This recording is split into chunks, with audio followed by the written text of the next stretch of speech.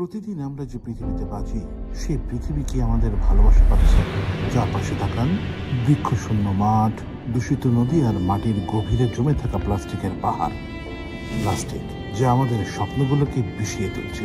কিন্তু সময় এসেছে পরিবর্তনের। বসুন্ধরা ফাউন্ডেশনের স্বেচ্ছাসেবী সংগঠন বসুন্ধরা শুভ সংঘ তাই তুলেছে নতুন এক সুর। সবুজ পৃথিবীর আহ্বান, প্লাস্টিক থেকে পরিত্রাণ। শুভ সংঘের স্বেচ্ছাসেবীরা নেমেছে রাস্তায়, স্কুলে, কলেজে আর গ্রামের পথে পথে ছড়িয়ে দিচ্ছে সচেতনতার আলো।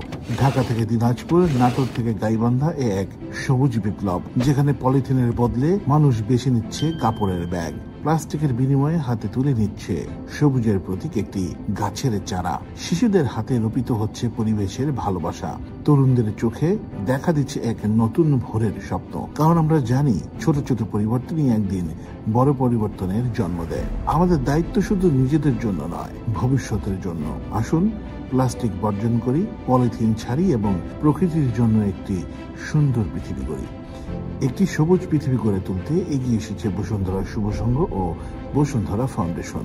শুভ কাজে সবার পাশে থেকে কাজ করে যাচ্ছে দেশ ও মানুষের কল্যাণে।